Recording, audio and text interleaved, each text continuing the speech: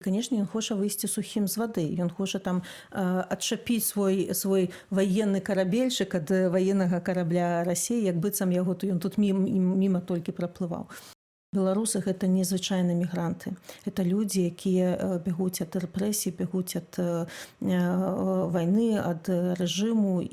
Самае цяжкае было жыць з боллю тысячаў людзей, якія былі за кратамі ў гэты момант. Сёння ў студыі беларускай службы польскага радыё чалавек, якога ведаюць, я думаю, што амаль усе, і не толькі ў Беларусі, а ў свеце. Сёння ў нас лідарка беларускіх дэмакратычных сілаў Святлана Ціханаўская. Добрый дзень, Святлана. Дзень добры. Святлана, вы ўжо пэўны час жывеце ў Польшчы.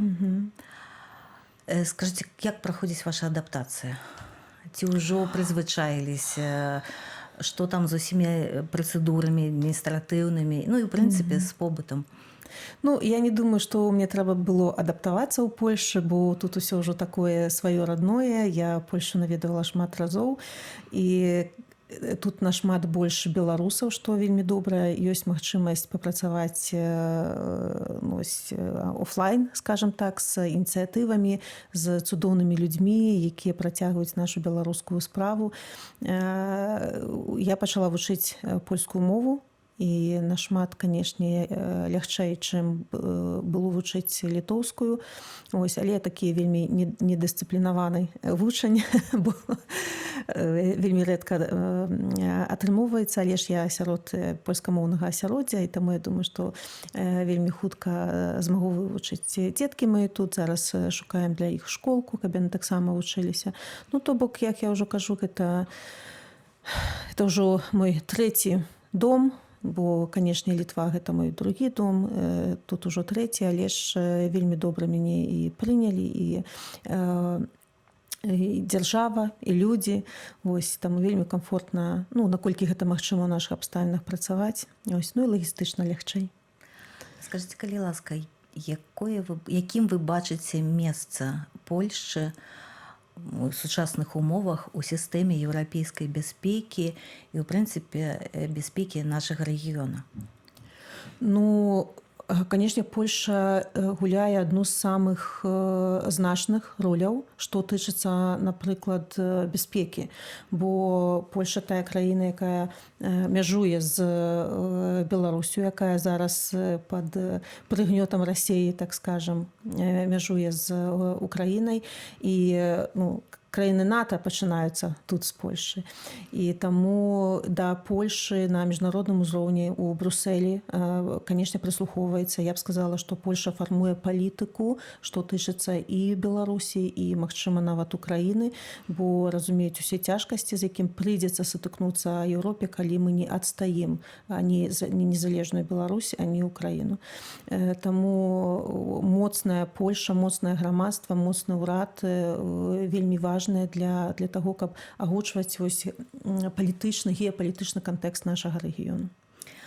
Наколькі роля Польшчы ў адаптацыі беларусаў тут, у садзейнічанні беларусам у Беларусі, наколькі гэта роля бачная, наколькі важная, і што б яшчэ можна было зрабіць у гэтым кірунку?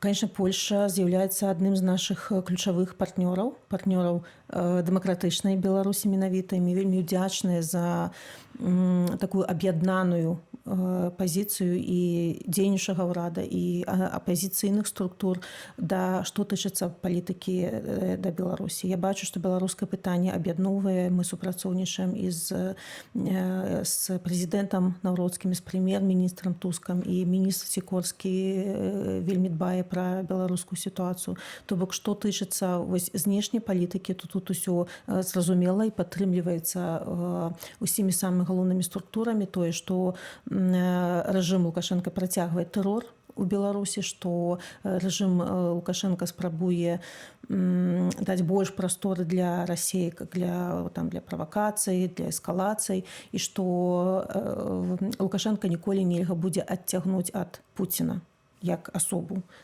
Што тычыцца беларусаў, у Беларусі, то гэта людзі, якія глядзяць у Еўропу, якія маюць еўрапейскія каштоўнасці, якія глядзяць на Польшу як на прыклад развіцця краіны, і што беларусам вось у такі цяжкі момант трэба, канешне, дапамагаць. Мы глядзім на прыклад польскай салідарнасці, як Польша змагалася за сваю незалежнасць і колькі ахвяравала, і палякі таксама разумеюць гэтую сувязь і разумеюць, чаму трэба дапамагаць беларусам, каб вярнуць незалежнасць і свабоду Беларусі. Ёсць, канешне, ну, і цяжкасці, што тычыцца беларусаў, якія пражываюць тут у Польшы, бо ёсць міграцыйнае пытанне, легалізацыйнае пытанне, ёсць, напрыклад, пенсіянеры, якія паміж небам і зямлёй незразумела, як ім жыць, бо былі выгнаныя з краіны, а тут няма працоўнага стажа, так. То бок шмат і толькі народжаныя дзеці. То бок мы у супрацы з адпаведнымі міністэрствамі ў Польшы працуем над вырашэннем гэтых пытанняў. Але калі праходзіць нейкая навіна, што вось было больш адмоваў у прадстаўленне міжнароднай абароны, чым раней, канешне, гэта вызывае паніку сярод беларусаў, бо рэпрэсіі дагэтуль працягваюцца, дагэтуль людзі вымушаныя з'язджаць, дагэтуль тэрарызуюць родных у Беларусі, якім таксама можа няма куды дзявацца, яны вымушаныя з'язджаць. Але ж і такое яшчэ ж КДБ накідвае паверх, што вось Польша больш не прымае, Польша такая гэтакая, яны спрабуюць намаляваць там вобраз ворагаў знешніх і гэтак далей. Але ж няма, я б не назвала ніякіх падстаў для польскіх уладаў, каб мяняць нешта, што тычыцца беларусаў. Мы разумеем, увогуле міграцыйная палітыка ва ўсёй Еўропе, яна крыху змяняецца. Але ж беларусы гэта не звычайныя мігранты. Гэта людзі, якія бягуць ад рэпрэсій, бягуць ад вайны, ад рэжыму, і мы вельмі законапаслухмяныя людзі. Хочам рабіць свой эканамічны ўнёсак у Польшу і дапамагаць, як можам. Вось. Але ж падтрымаць беларусаў вось на гэтым шляху да пераменаў у нашай краіне вельмі важна. Бо калі не закрытыя самыя важныя пытанні, легалізацыйныя, дзеткі там родныя, то немагчыма маральна нават аддаваць нейкія высілкі на больш такую на важнейшую барацьбу. А што тычыцца беларусаў у Беларусі, якія там праблемы і ці ёсць шляхі іх вырашэння? Адна з галоўных, так, гэта атрыманне візаў, асабліва для родных тых, хто знаходзіцца тут у Польшы.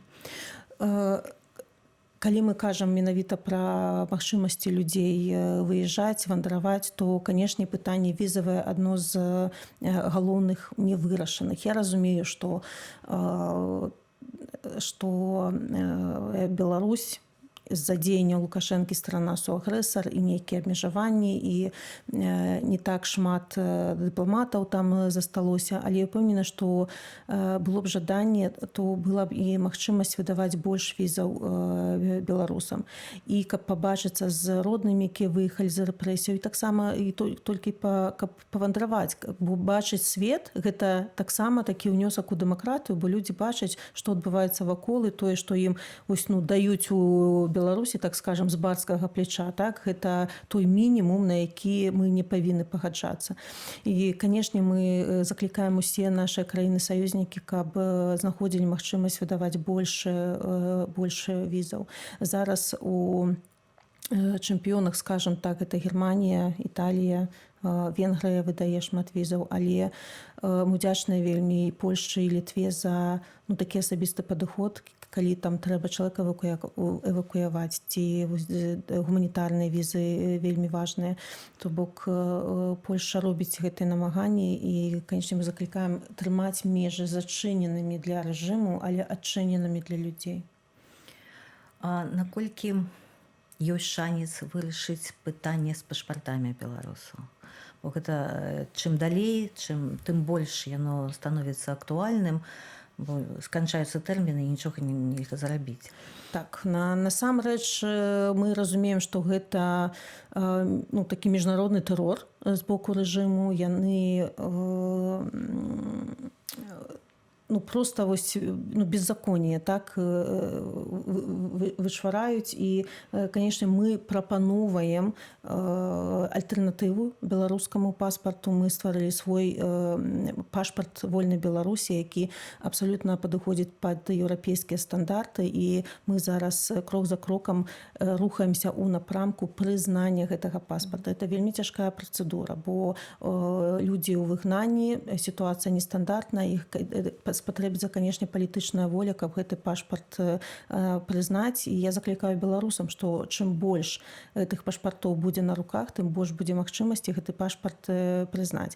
Я разумею логіку. Людзі не хочуць замаўляць гэты пашпарт, бо ну што ён нам дасць зараз. Так. А гэта ўсё ўзаемазвязана. У мяне тады няма аргументаў, калі недастаткова людзей замовіла, адвокатаваць за прызнанне. 200 чалавек, да, абсолютно, так. І 500 тысяч. Гэта да, бо зусім. мы заўжды кажам, што пад паўмільёна беларусаў пакінулі краіну і хутка будзе сотні тысяч без пашпартоў, але вось доказаў гэтаму няма, то ведаеце, нашы партнёры думаюць, можа і праблема невялікая, яна вялікая.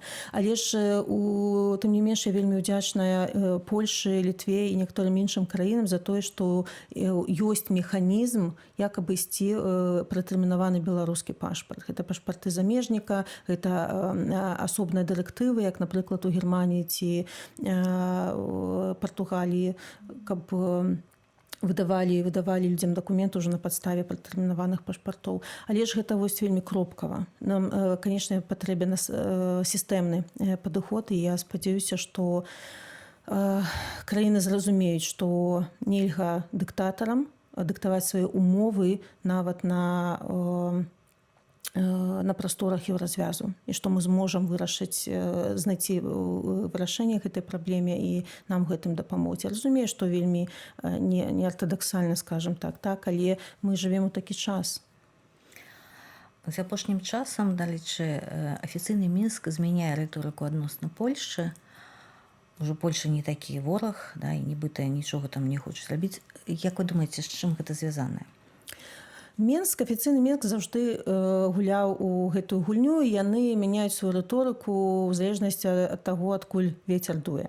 З'яўляецца новая дынаміка ў рэгіёне. Мы бачым, наколькі моцная Польша, наколькі Польша прынцыпіяльна ў сваіх падыходах да Беларусі. Усе ж гэтыя гады афіцыйны Мінск ён спрабаваў скланіць Польшу, Літву, іншыя краіны, каб яны пачалі размаўляць, пачалі прызнаваць. Але ж вось такая цвёрдая пазіцыя Польшы прымушае рэжым павярнуцца на 180 градусаў. Да? І зараз ужо нечакана Польша не вораг, нечакана Польша ўжо не хоча захваціць Беларусь, і гэта ўжо там самыя розныя моманты ўжо не такія актуальныя. Як раней у Польшы ўжо і не галадаюць, аказваецца, ўжо і цукар ёсць, і все такое. Ну, то бок нам гэта, конечно, смешна, бо гэту рыторыку мы чулі шмат разоў, але відавочна, што рэжым мяняе рыторыку, каб падласціцца, каб, можа, не выйшла кнутом перніка, можам браць Польшу. Але мы разумеем, што афіцыйнаму Мінску верыць нельзя. Гэта сітуацыйная рыторыка. Рэжым знаходзіцца ў залежнасці ад Расіі. Яны будуць выконваць любы загад.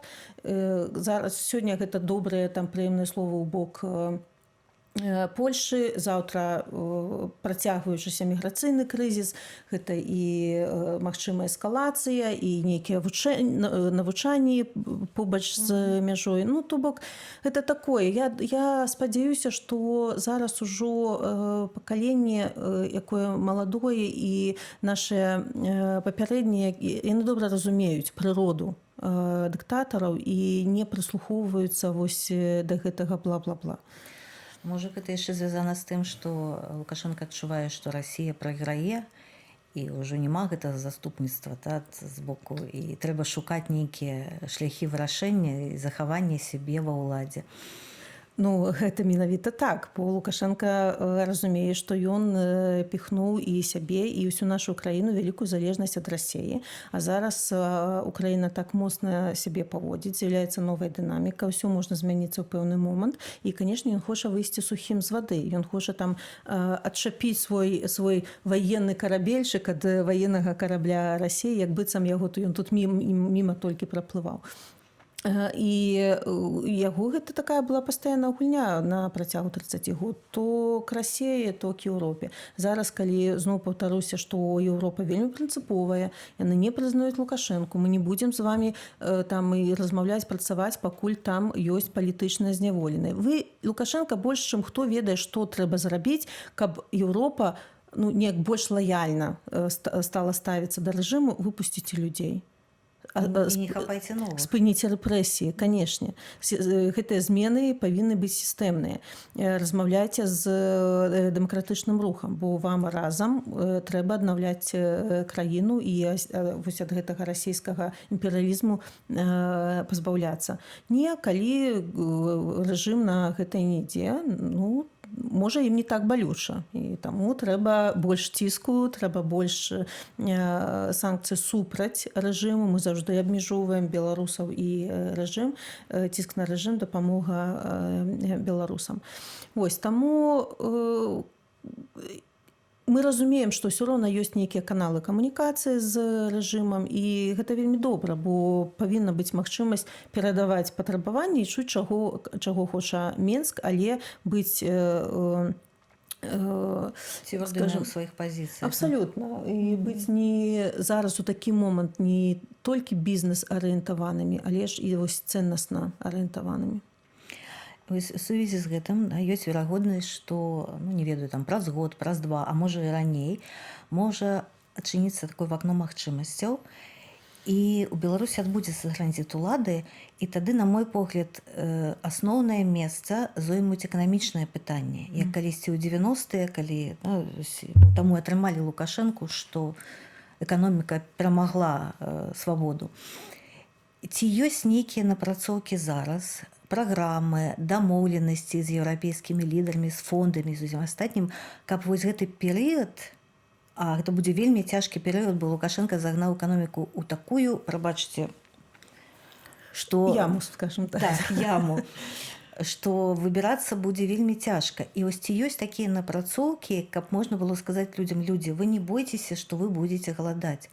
У нас ёсць дамоўленасці, і калі што, нашыя партнёры дапамогуць нам пераадолець гэты перыяд з найменшымі, да, такімі згубамі. Перш за ўсё, хачу падкрэсліць, што акно магчымасцяў яно абавязкова прыйдзе, і транзіт лады адбудзецца. І, канешне, мы ўжо зараз думаем пра, як мы называем, пост-лукашэнкаўскую Беларусь. І, канешне, мы разумеем, што першае пытанне гэта будуць пытанні дабрабыту, эканомікі і нашы лепшыя эканамісты, нашы эканамічныя ініцыятывы. Прадстаўнік аб'яднанага пераходнага кабінета. Мы ўжо працуем над эканамічнымі рэформамі. Як палітыкі, мы дамовіліся з Еўразвязам пра дапамогу на першапачатковым перыядзе пра 3 мільярда еўра, але, канешне, гэтага будзе мала. Я ўпэўненая, што як толькі Беларусь будуць вось першыя крокі па транзіту, свабодныя выбары, дэмакратызацыя, то, паверце, краіны Еўропы з вялікай ахвотай захочуць дапамагчы і падтрымаць Беларусь у гэты цяжкі перыяд. Магчымасць для інвестараў таксама, і, канешне, мы зараз ужо працуем і з бізнесамі. Ну, вось мы закідваем гэту ідэю, што калі Беларусь будзе дэмакратычная, калі вашыя бізнесы будуць у бяспецы Беларусі, то, калі ласка, мы вас чакаем, мы вас запрашаем. Усе разумеем пра выдатнае геаграфічнае палажэнне Беларусі, што беларусы працавітыя людзі, вельмі законапаслухмяныя, і для інвестараў гэта будзе рай. Будзе магчымасць, і пра гэта ўжо трэба размаўляць зараз. Трэба будзе пазбаўляцца ад залежнасці на энергарэсурсы ад Расіі. Пра гэта так, як дыверсіфікаваць гэтыя пастаўкі і як зрабіцца больш еўрапейскім. Пра гэта таксама думаем. І я не магу зараз сказаць беларусам, што пасля перамен усё будзе адразу цудоўна. гледзячы, напрыклад, на тую ж Польшу, таксама былі цяжкія часы, але людзі разумелі, што ім трэба прайсці праз гэты цяжкія часы, каб дабіцца, каб стаць такой Польшай, якая яна зараз. І можа будзе і цяжка, ну бо калі ўсё мяняць, ну канешне, гэтыя рэформы могуць быць недзе балючыя, недзе нечаканыя, недзе незразумелыя людзям, але ж будзе задача новага ўрада, каб тлумачыць, дзеля чаго гэта робіцца, што гэта ўсё для беларусаў.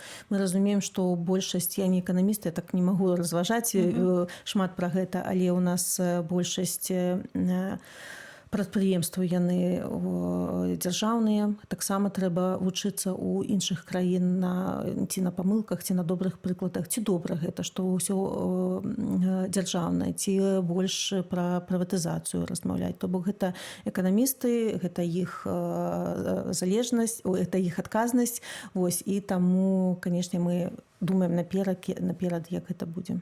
Ну, акрамя таго, столькі людзей зараз атрымліваюць іншы досвед, яны бачаць гэта на свае вочы, як гэта працуе ў іншых краінах. Я думаю, што пасля тых, хто вернецца, яны дакладна змогуць вось гэта ўсё прынесці ў Беларусь. Так, абсолютно. І я хочу сказаць, што, канешне, інвестыцыі, там бізнес, гэта ўсё добра, але ж самае галоўнае гэта людзі. Трэба спрыяць, каб создаць такія ўмовы, каб у людзей была ахвота вярнуцца. І такая і матэрыяльная, канешне, падстава, але ж і вось гэты разуменне, што ты аднаўляеш, адбудоўваеш краіну. Я думаю, што гэта будзе таксама вялікім матыватарам для шмат каго. А якой вы бачыце вось гэту Беларусь постлукашэнкаўскую, ну, скажем, праз 10 гадоў? Якой бы хацелі бачыць, скажем так? Я б хацела бачыць Беларусь, дзе людзі разумеюць, што краіна пра іх клапаціцца. Вось гэтае адчуванне, што я ў бяспецы, што я люблю краіну і краіна мяне любіць, што я ёй патрэбен. Вось гэта адчуванне гонару за сваю краіну, якая можа будзе ў цяжкім стане, але будзе аднаўляцца, і я хачу служыць гэтай краіне. Людзі будуць хацець укладвацца ў гэтую краіну, не абасоблена неяк жыць, да? А вось гэта адчуванне такой нацыянальнага гонару. У мяне, вось, напрыклад, ну, не было яго да 20-го года. Ну, жыла і жыла Беларусь, не было яно такое перададзена. Бо гэтыя урокі патрыятызму ў школе, ну, гэта, канешне, не тое. Вось калі ты бачыш, як твая краіна развіваецца, што людзям хочацца, каб краіна расцвітала. І пакаленне нашых дзяцей цаніла тое, што мы для іх зараз робім, каб яны жылі ў свабоднай, вольнай Беларусі, дзе законы служаць для людзей, а не для аднаго чалавека. То бок, дзе паспяховыя бізнесоўцы, дзе крэатыўныя нашы людзі маюць магчымасці, каб рэалізоўваць усе свае праекты. Ось, краіна, якая поўная турыстаў, якая становіцца прывабнай для турызма. Людзі едуць, каб адчуць нашу гісторыю, каб адкрыць для сябе, што ж такое новае, не дыктатарская Беларусь. Ну, гэта сапраўды вельмі прыгожы вобраз. Спадзяюся, што мы гэтага дачакаемся і зробім краіну такой, тым больш, што шмат хто збіраецца вяртацца і якраз з сабой прыносіць усё тое лепшае, што бачыць у іншых краінах. А я яшчэ не магу не спытацца пра тое, што, ну, мяне проста як чалавека, як жанчыну, як журналісту, у прынцыпе, хвалюе, як вы спраўляецеся з тым хейтам, які ўзнікае літаральна пад кожны пост ваш, кожнае дзеянне выклікаюць такое, ну, хамскае проста, да, хамскі хейт, выказванні. І, ну, мне здаецца, што з гэтым цяжка існаваць, і гэта заўсёды дабівае, асабліва калі ты разумееш, што ты хочаш зрабіць нешта лепш, а тут вось пачынаецца. Па-першае, з чым гэта звязанае? Ну, не гледзячы на тое, што ёсць група людзей, якія проста самі па сабе такія, ім усё не так. А агулам, да, з чым гэта звязана, і як вы гэта трымаеце, і як пераадольваеце? Ну, перш за ўсё, я разумею, што любы пост, дзе з'яўляецца ціханаўская, гэта такая лакмусавая паперка для ГДБшных ботаў і заўжды будуць і паліваць брудам. Вось я навучылася не звяртаць на гэта ўвагі. Я навучылася не чытаць гэты бруд. І ну, што тычыцца там ботаў, ну, гэта ўсё зразумела, нават не прапускаеш ужо праз сябе, ўжо, ну, увогуле не кранаеш. Што тычыцца, ну, свабодных беларусаў, скажем так, і сярод іх таксама ёсць людзі, якія чамусьці не ведаю прычын там дрэнна да мяне ставяцца, а то і ненавідзяць, то я проста вось заўжды думаю, ну, калі у цябе такія адчуванні да мяне. Мы ж сустракаемся і там, і сям, і з гэтымі людзьмі перасякаемся. Ну, падыдзі, давай пагаворым. Ну, давай там растлумачым адзін аднаму. Высветлім, што. Абсалютна, што не так. Але ж чамусьці, калі сутыкаюсь там з нейкімі асобамі ў прыватным жыцці, то людзі проста не хочуць размаўляць і міла усміхаюцца, як бы. Вось. І таму, ну, то бок я навучылася з гэтым жыць, гэта мяне ўжо так шмат моцна не кранае, калі гэта нешта канструктыўнае, крытыка канструктыўная, выдатна. Мы заўжды прыслухоўваемся, глядзім, можа, гэта нашыя хібы, недзе не дапрацавалі, недзе можна больш іншыя ініцыятывы падцягнуць да вырашэння тых ці іншых праблемаў. Але вось проста хейт дзеля хейта, ну, ён ужо са мной не працуе. Не чапляе. Абсалютна не чапляе, і таму гэта такае марнаванне часу наших беларусаў. І увогуле я думаю, што людзі, якія спрачаюцца ў інтэрнэце, я разумею, што могуць там нейкія абмяркоўвацца. Можа быць дыскусія, можа быць проста. Так. Калі гэта проста хейт, у людзей шмат часу. Лепей вы патрацілі гэты час на пэўныя справы. Згодная цалкам. Ну і, напэўна, апошняе, што хацелася б запытаць. Што было самае цяжкае за гэтыя 6 гадоў эміграцыі? У прынцыпе, да, вось у гэтым, ну, не нешта адно, а вось, ну, можа, напрамак нейкі, да, што больш за ўсё вось грузам такім клалася на плечы? Самае цяжкае было жыць з боллю тысячаў людзей, якія былі за кратамі ў гэты момант. Я вось ужо казала, што мне здаецца, толькі з пачатку 26-го года я неяк пачала дыхаць, бо раней ось, ну, такі вялікі цяжар на плячах. Ты кожны дзень вось гэта боль за людзей, гэта жудасныя гісторыі, жудасныя паведамленні ад праваабарончых цэнтраў, як каму цяжка, хто загінуў, каго забілі. Там тэрарызуюць родных палітычных зняволеных. І гэта ты просто не можаш ад гэтага, ну, нават на хвілінку забыцца пра гэтую боль. Зараз, калі ідзе, ну, хоць і даволі павольна працэс вызваленняў, і я спадзяюся, што будуць вызваленні і ў бліжэйшай будучыні, ты разумееш, што ўсё-такі працэс ідзе. І неяк і ўжо каля 500 чалавек выйшла, і я разумею, што там яшчэ як мінімум 800, а іх яшчэ больш, бо мы нават пра ўсіх не ведаем. Але ж вось з'явілася новая дынаміка ў гэтай справе, і таму як быццам як плечы расправіла. Вось яна боль нікуды не дзелася, але яна ўжо дазваляе крышачку лепей дыхаць. Ну, спадзяюся, сапраўды нешта пачне мяняцца, і, напэўна, глобальна лепш, а не кропкава. І калі-небудзь, а можа і хутка, мы з вамі яшчэ сустрэнемся у той Беларусі, пра якую марым, і ўжо будзем абмяркоўваць зусім іншыя пытанні, як зрабіць лепш, як, не ведаю, там, якія ініцыятывы падтрымаць, якія... Ну, карацей, зусім іншыя пытанні будзем абмяркоўваць, і будзем успамінаць пра гэты час як пра нешта такое, што мы павінны былі прайсці, каб заплаціць сваю цану за свабоду і незалежнасць. Таму дзякуй вам вялікі. Дзякуй вялікі. Дзякуй всім. Всего добрага.